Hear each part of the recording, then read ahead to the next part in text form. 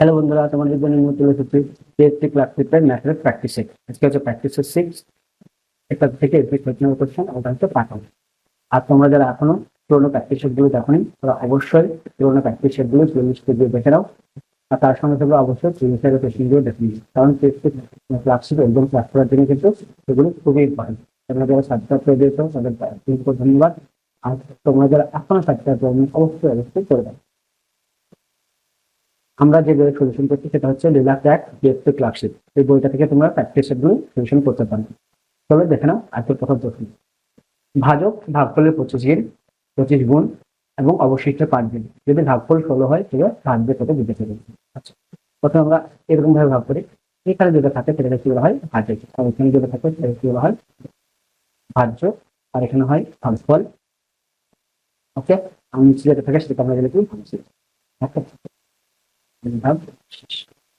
এখানে কি বলেছে, ভাজক হচ্ছে ভাগফলের 25 গুণ, মানে এইটার 25 গুণ। ঠিক আছে, এটা বলছি ভাগফল, ভাগফলের 25 গুণ, মানে এইটা যদি 1 হয় তাহলে এটা হচ্ছে 25। ওকে, এবং অবশিষ্টের 5 গুণ লেগেছে। কার অবশিষ্ট 5 গুণ? এইটা, অর্থাৎ ভাগশেষের হচ্ছে 5 গুণ। তো এটা যদি 5 গুণ হয় তাহলে নিশ্চয়ই এটা 5 হবে, তবে তার 5 গুণ 5 করতে 25 হবে। তো এখান থেকে দেখো আমরা সবার মান পেয়ে গেলাম। এখান থেকে দেখো একটা জিনিস লক্ষ্য করো, কি আছে তোমাকে, যদি ভাগফল ভাগফল দেওয়া আছে 16 হয়, অর্থাৎ এই একের মান দেওয়া আছে, একের মান কত? একের মান হচ্ছে 16। তাহলে একের মান যদি 16 হয় তাহলে 25-এর মান, 5-এর মান, 6-এর মান বেড়ে যাবে। তাহলে দেখো আমরা বের করে নিচ্ছি, একের মান যদি 16 হয় তাহলে 5-এর মান হচ্ছে 5-16 80। ওকে, অর্থাৎ 5-কে 16 দিয়ে গুণ করলাম। আর ভাজক কত হবে? 16 সঙ্গে 25-এর গুণ হবে, 16 ইন্টু 25 কত হচ্ছে 400। ওকে, অর্থাৎ 25-এর মান হয়ে যাবে 400। অর্থাৎ আমরা দেখো ভাজক, ভাগশেষ এবং ভাগফল সবই পেয়ে গেলাম। এখন দেখো বাই করতে বলেছে ভাজ্য। ভাজ্যটা কি হয় সেখানে? ভাজ্য ইকাল টু হয় তোমার ভাজক ইন্টু ভাগফল, ভাগফল প্লাস ভাগশেষ। ওকে, এটা যে ফর্মুলা। দেখো ক্যালকুলেশন করো, ভাজক কত এসছে তোমার? ভাজক এসছে 400 ইন্টু ভাগফল কত এসছে? ভাগফল এসছে আমার 16 প্লাস ভাগশেষ কত এসছে আমার 80। 16কে গুণ করলে 400 লং 64, 6400, আর তার সঙ্গে 80 গুণ, মানে হচ্ছে 80 গুণ বলছে 80 যোগ, তাহলে 6480। এটা দেখো অপশন বি, এটা হচ্ছে কোশ্চেনে। হ্যাঁ, এরপর দেখো ক্ষুদ্রতম কোন সংখ্যাকে 4, 6, 8 ও 12 দিয়ে, 12 এবং 16 দিয়ে ভাগ করলে পরে প্রতি ক্ষেত্রে 2 এর বেশি হবে। তার মানে কি, এগুলো আমরা লসাগু করবো, যে তার সঙ্গে 2 যোগ করে দেবো, তাহলে পরে হয়ে যাবে। ওকে, দেখো তাহলে 4, 6, 8, 12 এবং 16 দিয়ে ভাগ দেয় এমন সংখ্যা কি তোমাকে ভাবতে হবে, সেটা হয়ে যাবে লসাগু। দেখো এমন সংখ্যা হচ্ছে 48, যেটাকে সবগুলো দিয়ে ভাগ করে দেবো, তার সঙ্গে 2 যোগ করে দাও, সেটা হয়ে যাবে আনসার। দেখো অপশন ছিল, তোমরা যারা মনে মনে না ভাবতে পারবে তারা অবশ্যই লসাগু করে দেখে নেবে, 48 আসবে। ওকে, এটা হয়ে যাবে কোশ্চেনের অ্যান্সার। এরপর দেখো এই সরলটা করতে দিয়েছে, এটা একদম ইজিয়েস্ট মনে হয় আমার সব থেকে। কারণ এখানে দেখো আমি এক লাইনে করে দেবো। এখানে দেখো প্রথমে ব্র্যাকেটের মধ্যে আছে, এখান থেকে শুরু করবো আমরা। দেখো এখানে 3 আছে আর এখানে -3 আছে, তাহলে এটা প্রথমে বাদ দিয়ে দাও। তাহলে এখানে কি থাকছে? -1। এখানে দেখো মাইনাস চিহ্ন আছে, আর এখানেও দেখো একটা মাইনাস চিহ্ন আছে। তাহলে এই মাইনাস আর এই মাইনাস মিলে কি হলো? প্লাস। তাহলে এই 3 আর এই 6 মিলে কোথায় গেল? 9। তাহলে এগুলো এখন আমার কোনোটাই থাকেনি, তাহলে আমি কি পেলাম? 9 কিলো। এখন দেখো এই 4 থেকে 9 বাদ, 4 থেকে যদি 9 বাদ দাও, দেখো 4 -9, 4 থেকে -9 যদি বাদ দিয়ে দিই আমরা, তাহলে বাদ দেওয়া যাবে না, সেক্ষেত্রে কি হবে? আমার নেগেটিভ আসবে, অর্থাৎ -5 হবে। ঠিক আছে, এখানে দেখো একটা মাইনাস হচ্ছে, এখানে একটা মাইনাস হচ্ছে, তাহলে মাইনাস মাইনাস কি হয়ে গেল? প্লাস। তাহলে আসলে আমার কত? আলটিমেট 5 + 5, অর্থাৎ 10। অপশন এ, এটা হচ্ছে কোশ্চেন অ্যান্সার। এরপর দেখো এই অঙ্কটা দেখো একটু তোমাদের মানে সূচকের ধারণা থাকতে হবে। ঠিক আছে, দেখো এই পাওয়ারে প্লাস থাকা মানে হচ্ছে এটা পাশে পাওয়ার হয়ে যাবে। যেমন দেখে একটু লিখে দেখাচ্ছে, দেখো বুঝতে পারবে। এখানে 2 x আছে, প্রথমে এক্সটা লিখলাম, প্লাস 4 আছে মানে হচ্ছে ইন্টু 2 আমি লিখতে পারবো। ওকে, মাইনাস 2 দেখো এখানে কত আছে? x, এক্সটা লিখে দিলাম, আর মাথায় এখানে পাওয়ার কয় আকারে আছে? +2 আছে, তার মানে এটা মানে হচ্ছে ইন্টু 2 অর্থাৎ 2 এর মাথায় 2 আমরা লিখতে পারি, ইকুয়াল টু 3। এখন দেখো এখানে 2x আছে, এখানেও 2x আছে, তাহলে 2x তুমি কমন নিয়ে নাও। এখানে 2 মনে করো, 2 মানে হচ্ছে 2কে 4 বার গুণ মানে 16, -2² মানে কত? 4, তাহলে কত? 3। বা এখানে বা দাও 2x, 16 থেকে 12 বাদ দিলে কত হচ্ছে? 16 থেকে 12 বলছি, 16 থেকে 4 বাদ দিলে হচ্ছে কত? 12, সমান হবে কত? 3। বা 2x ইকুয়াল টু হচ্ছে 3/12, বা এখানে 12টা গুণ হয়ে আছে, উপরে গেলে ভাগ হয়ে যাবে, এর সঙ্গে এটা কাটাকুটি করে দিন। 3 4 12, কত আসবে? 1/4। 1/4 কে আমরা কি লিখতে পারি? 2 এর স্কয়ার লিখতে পারি। এবার এটা 1 বাই আছে বলে পাওয়ারটা উপরে লিখে দিলে নেগেটিভ হয়ে যাবে, অর্থাৎ 2 এর মাথায় পাওয়ার কত হবে? -2। এখন দেখো এখানে এই পারে দেখো 2 এর মাথায় পর কত আছে x, এখানে দেখো 2 এর মাথায় পর কত আছে -2, অর্থাৎ x এর মান থাকলে কত -2। আমরা পর তুলনা করলাম, যেহেতু বেস কি আছে একই আছে, এখানেও 2 আছে বেস, এখানেও বেস 2 আছে, তাহলে অপশন ডি এটা হয়ে যাবে কোশ্চেনের অ্যান্সার। এরপর দেখো একটা লাইব্রেরিতে রবিবারে গড়ে 510 জন আসে এবং অন্য দিনগুলিতে গড়ে 240 জন আসে, তবে রবিবার দিয়ে কোনো মাসে শুরু হলে এবং মাসটিতে 30টি দিন থাকলে সেই মাসে প্রতিদিন গড়ে কতজন আসে জিজ্ঞাসা করছে। দেখো একটা জিনিস খেয়াল করবে, যে বাদ দিয়ে তোমার মাস শুরু হবে সেই দিনটা কিন্তু সেই মাসে কিন্তু 5 বার আসবে। ওকে, অর্থাৎ রবিবার আসবে আমার কত 5 বার। আর দেখো রবিবারে গড়ে কতজন করে পড়ে 510 দিন করে পড়ে। ওকে, প্লাস অন্যান্য দিন কত দিন থাকবে 25 দিন থাকবে, আর অন্য দিন কত করে পড়ে গড়ে 240 জন করে আসে। ওকে, তাহলে আমরা যেহেতু গড় বাই করবো, তাহলে টোটাল সংখ্যা কত আমাদের 30 দিনের কথা বলছে, সেখানে 30 দিয়ে ভাগ করে দিলে পরে হয়ে যাবে। অর্থাৎ আমরা রবিবারে কত আর অন্যান্য দিন কত আসে সেটা টোটাল করলাম, দিয়ে যোগ করলাম, দিয়ে 30 দিয়ে ভাগ করে দিলাম, তারপরে আমার অ্যান্সার চলে আসবে। এখন দেখো একটা জিনিস আমি বলে দিই, এখানে দেখো শূন্য আছে, এখানে শূন্য আছে, এখানে শূন্য আছে, এই দুই জায়গাতে যেহেতু শূন্য আছে, তাহলে আমরা শূন্যটাকে অ্যাভয়েড করে দিতে পারি। ওকে, তার সঙ্গে আরেকটা জিনিসও পারে, দেখো 3 দিয়ে দেখো এখানে 51কে ভাগ যাচ্ছে, আবার 3 দিয়ে দেখো এখানে 24কে ভাগ দিতে হবে, আমরা 3কে অ্যাভয়েড করে দিতে পারি। তাহলে শূন্য আর 3 দিয়ে আমরা ভাগ করে অ্যাভয়েড করে দিই, তাহলে এখানে কি থাকবে দেখো 5 ইন্টু শূন্যকে অ্যাভয়েড করে দিয়েছি, তাহলে 3 দিয়ে ভাগ করলে 3 17 51 প্লাস 25 রেখে দিলাম, এখানে শূন্যকে অ্যাভয়েড করে দিয়েছি, 3 দিয়ে ভাগ করলে 3 8 24। আমরা এটা লিখতে পারি, কিন্তু এটা কখন লিখতে পারবো, যখন এই দুই জায়গাতে অর্থাৎ এখানেও দুই জায়গাতে একসঙ্গে আমরা ভাগ করতে পারবো। অর্থাৎ 3 দিয়ে দেখো এখানে ভাগ করা যাচ্ছে, এখানে ভাগ করা যাচ্ছে, শূন্য দিয়ে এখানে ভাগ করা যাচ্ছে, এখানে ভাগ করা, অর্থাৎ শূন্য ভাগ দিয়ে বলছে, এখানে শূন্য দিয়ে কাটানো যাচ্ছে, এখানে শূন্য দিয়ে কাটানো যাচ্ছে। ওকে, অর্থাৎ যখনই দুই জায়গায় পারবো তখন, কিন্তু যে কোনো এক জায়গায় পাচ্ছি আর এক জায়গায় পাচ্ছি তখন কিন্তু আমরা এটা করতে পারবো না। দেখো 5 17 85 আর 8 25 কত 200, তাহলে কত আসছে 285। দেখো এটা হয়ে যাবে গল্প, অপশন কোথায় আছে দেখো অপশন এ, এটা হয়ে যাবে কোশ্চেনের অ্যান্সার। এরপর দেখো 62 টাকা 1/2 1/3 1/5 অনুপাতে 3 ভাগ করলে সবচেয়ে বেশি ভাগের অর্থ পরিমাণ কত। এখানে দেখো কিছু মানে করতে হবে না, একদম সিম্পল অঙ্ক আমি যেটা বলবো সেটা হচ্ছে, এখানে একটা জিনিস সেটা হচ্ছে ভগ্নাংশটাকে সরল করতে হবে। এইটা দেখো এগুলো ভগ্নাংশ আছে, ফ্র্যাকশন আছে, এগুলোকে সরল আকারে নিয়ে আসতে হবে। অর্থাৎ তোমাদেরকে যেটা নাম্বার অনুপাত যেমন দেখতে পারবে পূর্ণ সংখ্যা, যে পূর্ণ সংখ্যাতে নিয়ে আসতে হবে, এটুকুই কাজ, আর কোনো কাজ নেই এখানে। দেখো এখানে 2 3 আর 5 আছে, তাহলে 2 3 আর 5 যেটা কি হবে লসাগু, সেটা দিয়ে সবগুলোকে গুণ করবে। দেখো 2 3 আর 5 এর লসাগু হচ্ছে তোমার 30, তাহলে 30 দিয়ে সবগুলোকে গুণ করো, 30 দিয়ে গুণ করলে কত আসবে 1/2 গুণিত 30 ইস্টু 1/3 গুণিত 30 ইস্টু 1/5 গুণিত 30। কাটাকাটি করো, 15 দুগুণে 30, এর সঙ্গে কাটলাম 15 আসলো, 3 10 30 ইস্টু 10 ইস্টু 5 6 30, তাহলে এখানে কত আসলো 6। তাহলে আমাদের দেখো এখন সরল আকারে চলে এসেছে, তাহলে এগুলো যোগ করো, কারণ তিনজনের কাছে মোট টাকা যেহেতু 62 বলেছে, তাহলে আমরা এখানেও যোগ করে নিব।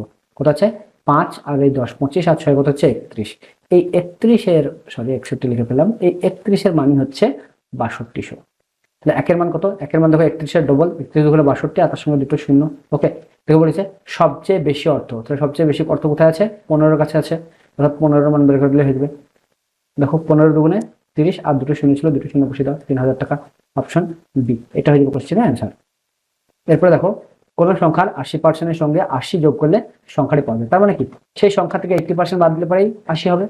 অর্থাৎ ইকুয়েশনটাকে একটু উল্টো করে বলেছে যা তাই, অর্থাৎ তার মানে বলতে চাইছে কোন একটা মনে করে এখানে তোমার কাছে একটা সংখ্যা আছে, সেই সংখ্যাটা থেকে সেই সংখ্যাটার 80% আমি বাদ দিয়ে দিলাম, ঠিক আছে, সরি 80% বাদ দিয়ে দিলে আমাদের কি আসবে 80 আসবে, অর্থাৎ এটাকে আমাদের সমান্তরালে পরে অঙ্ক চলে আসবে। ঠিক আছে, তো আমরা এভাবে করবো না, এখানে 80 ফ্র্যাকশন মানে কি সেটাকে দেখে নেবো। তো 20% মানে হচ্ছে 1/5, 80% মানে কি হবে তার 4 গুণ, অর্থাৎ কত হবে আমার 4/5।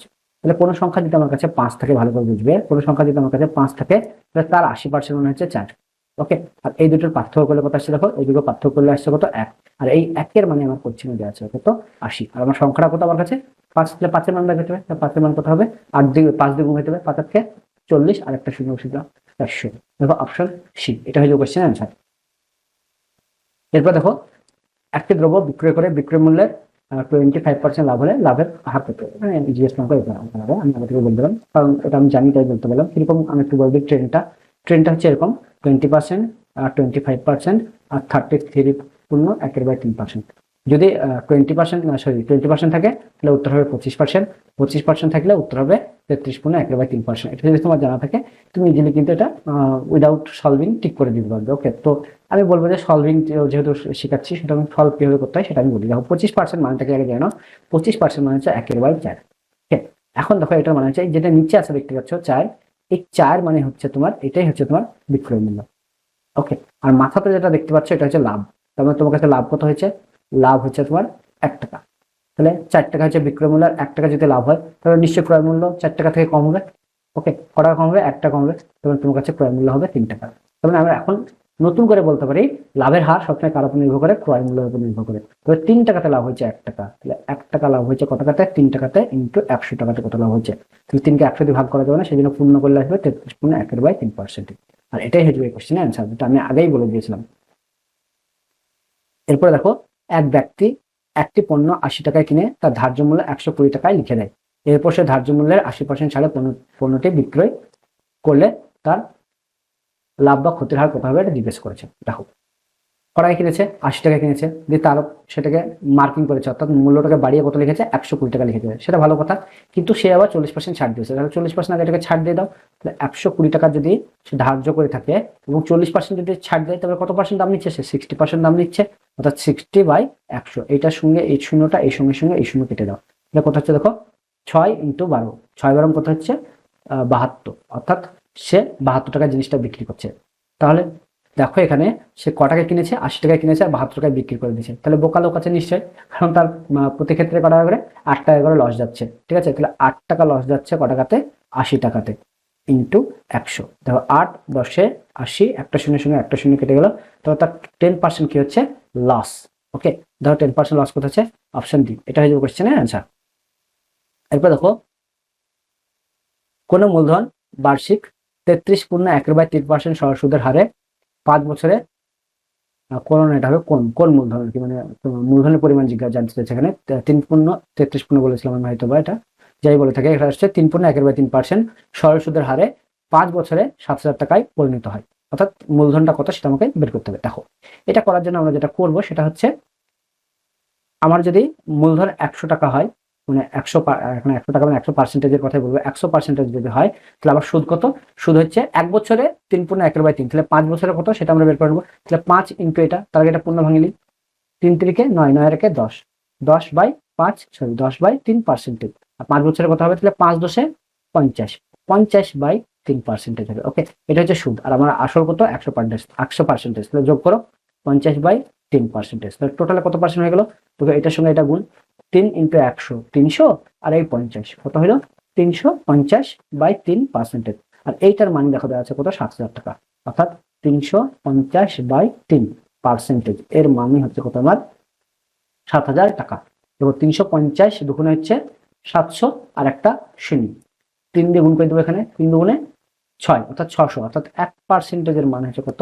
600 টাকা। ওকে, এখন আমাকে যেটা বার করতে হবে সেটা হচ্ছে কত? সেটা হচ্ছে এখানে আমরা ভুল করে দিলাম হয়তো, 3 দুগুণে 6, এখানে একটা শূন্য হবে। ওকে, কারণ 350 দুগুণে হচ্ছে 700, একটা শূন্য হবে, একটা শূন্য হবে, আর 3 দুগুণে 60 হবে। এটা সরি, 1%-এর মান কত হবে? 60। 100%-এর মান কত হবে? 100%-এর মান তার দুটো শূন্য চিপকে দাও। দেখো, সেটার উপরে আমরা দুটো শূন্য চিপকে দিয়েছি, অর্থাৎ 6,000, অপশন সি, এটা হয়ে যাবে কোশ্চেনের অ্যান্সার। এরপর দেখো, 3,000 টাকা বার্ষিক চক্রবৃদ্ধি সুদের হারে 2 বছরে 6,000 টাকা হলে তবে 4 বছরে মোট সুদ কত হবে সেটা জিজ্ঞেস করছে। দেখো, এটা অঙ্ক করে করতে গেলে হয়তো একটু বড় হবে, বা বড় হতে পারে, যেহেতু চক্রবৃদ্ধি সুদের অঙ্ক ফর্মুলা করে করতে গেলে বড় হবে। দেখো, আমি এটার জন্য একটা খুব সুন্দর তোমাদের কনসেপ্ট বলবো। একটা নির্দিষ্ট টাইম ইন্টারভালে একই পরিমাণ হারে বাড়ে, এটা মাথায় রাখবে। ঠিক আছে, অর্থাৎ মনে করো, ধরো এখানে 1 থেকে মনে করো 4 বছর আছে, আর মনে করো আবার 4 থেকে 8 বছর আছে। ঠিক আছে, তো এখানে যদি 3 গুণ বাড়ে, এই 1 থেকে 4 বছরের মধ্যে যদি কোনো টাকা 3 গুণ বাড়ে, তাহলে এই 4 থেকে 8 বছরও সেই কোনো টাকা একই গুণ বাড়বে, অর্থাৎ এখানেও 3 গুণ বাড়বে। দেখো, এখানে বলে দিয়েছে 3,000 টাকা থেকে 6,000 টাকা হচ্ছে কত? 2 বছরে, অর্থাৎ 1 থেকে আমার 2 বছরে কত টাকা ছিল? আমার প্রথমে ছিল 3,000 টাকা, সেটা হয়ে গেল কত? 6,000 টাকা। দেখো, ডবল হয়ে গেছে। তারপরে 2 থেকে 4 বছরেও 6 দুগুণে কত হয়ে যাবে? 12,000 টাকা হয়ে যাবে। এটা কিন্তু আবার অঙ্ক করা লাগবে না, এটা আমি এমনি মুখে দেখেই বুঝতে পারবো, কারণ কি নির্দিষ্ট টাইমিং ইন্টারভালে চক্রবৃদ্ধি নির্দিষ্ট পরিমাণের গুণ হারেই বাড়ে, এটা তোমাদেরকে মাথায় রাখতে হবে। তাহলে দেখো, তোমার ছিল কত? 3,000 টাকা, আর 4 বছর পর কত হয়ে গেছে? 12,000 টাকা। তাহলে 12,000 মাইনাস 3,000 ইজিকাল টু কত হবে? 9,000 টাকা। অর্থাৎ এটাই হয়ে যাবে তোমাদের সুদ, কারণ এটা হচ্ছে আসল আর এটা হচ্ছে সুদ আসল। অপশন এটা হয়ে যাবে কোশ্চেনের অ্যান্সার। ঠিক আছে, তোমরা ফর্মুলা করে দেখবে কেমন উত্তর আসছে, এটার সঙ্গে মিলছে কিনা দেখবে, এবং কমেন্টে অবশ্যই জানবে। এরপর দেখো, প্রতিদিন 7 ঘন্টা করে এ ও বি একা একটি কাজ সম্পন্ন করে যথাক্রমে 6 দিন ও 8 দিন, তবে প্রতিদিন 8 ঘন্টা করে দুজনে একসঙ্গে কাজটি করলে মোট কত সময় লাগবে জিজ্ঞাসা করেছে। তো আমি এটা বলি যে 7 ঘন্টা 8 ঘন্টা এটা বাদ দাও, আগে দেখো তারা দুজনে একসঙ্গে কতদিনে কাজটা করতে পারে সেটা দেখে নিই। দেখো এ করে 6 দিনে আর বি করে 8 দিনে, দুজনের লসাগু হচ্ছে কত 24, তবে মোট কাজের পরিমাণ হচ্ছে 24। তাহলে এখানে 4 6 24 আর 3 8 24, টোটাল কাজটা তাদের করতে কত সময় লাগতো, টোটাল কাজ বাই এফিসিয়েন্সি 4 আর 3 7, অর্থাৎ তাদের সময় লাগতো 24/7 দিন। ওকে, এখন দেখো প্রথমে 7 ঘন্টা করতো, এখন কত ঘন্টা করে 8 ঘন্টা করে। এখান থেকে স্পষ্ট বুঝতে পারা যাচ্ছে যেহেতু তাদের কাজের পরিমাণ আগের থেকে 1 ঘন্টা করে বাড়িয়েছে, তার মানে কি সময় কম লাগবে। সময় যদি কম লাগে তাহলে কি হবে, 7টা উপরে হবে আর 8টা নিচে হবে, আর যদি সময় বেশি লাগতো তাহলে 8টা উপরে 7টা নিচে হতো। এই 7-এর সঙ্গে 7 কাটি দাও, 3 8 24, অর্থাৎ 3 দিন সময় লাগবে। ঠিক আছে, এটা হয়ে যাবে কোশ্চেনের অ্যান্সার, অপশন এ।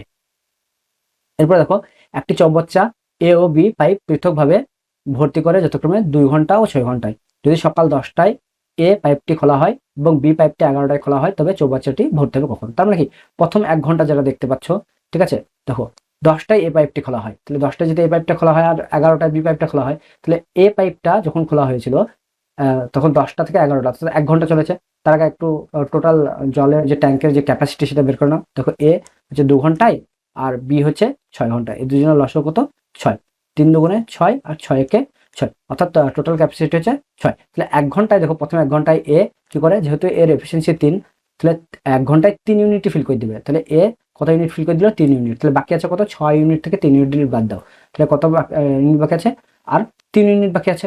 ওকে, এই 3 ইউনিট কে কে ফিল করবে, দেখো 11টার সময় বি পাইপটি খুলেছে, তো এ তো অলরেডি খোলাও আছে, তাহলে 11টার পর থেকে যারা চলবে সেটা হচ্ছে এ প্লাস বি পাইপ বোথ একসঙ্গে ফিল করবে। তাহলে এই যে 3 ইউনিট যে বা 3 লিটার যে জল আছে সেটা এ আর বি মিলে ফিল করবে। তাহলে 3 বাই, তো তাদের এফিসিয়েন্সি কত, দেখো এখানে 3 আর একে 4, অর্থাৎ 3/4 সময় লাগবে 11টার পর থেকে, 3/4 সময় লাগবে। আর 3/4 কি আওয়ার, তাহলে এটাকে যদি মিট করতে চাই তাহলে কি করতে হবে, 3/4 ইন্টু 60, 4 15 60, 3 15 45, অর্থাৎ 11টার পরে আর মাত্র 45 মিনিট সময় লাগবে, অর্থাৎ 11টা 45, অপশন সি, এটা হয়ে যাবে কোশ্চেনের অ্যান্সার। এরপর দেখো 90 কিমি পার ঘন্টা বেগে ধাবিত একটি ট্রেন ট্রেনের সমান দৈর্ঘ্য বিশিষ্ট একটি প্ল্যাটফর্মকে অতিক্রম করে 1 মিনিটে, তবে ট্রেনটির দৈর্ঘ্য কত জিজ্ঞাসা করেছে। এটা দেখো সহজ কোশ্চেন, সেটা হচ্ছে তার মানে কি, ট্রেন প্লাস আর একটা ট্রেন মনে করে নাও, অর্থাৎ ট্রেনের ডবল দৈর্ঘ্য যায় যেটা, সেটা হচ্ছে 1 মিনিটে। তাহলে 1 মিনিটে যেটা ডিস্টেন্স যায় সেটাকে 2 দিয়ে ভাগ করে দিলে পরে আমাদের ট্রেনের দৈর্ঘ্য বেরিয়ে যাবে। ওকে, তারপরে সেটাই করবো যে 1 মিনিটে কত ডিস্টেন্স যায় সেটা বের করবো, 2 দিয়ে ভাগ করে দেবো।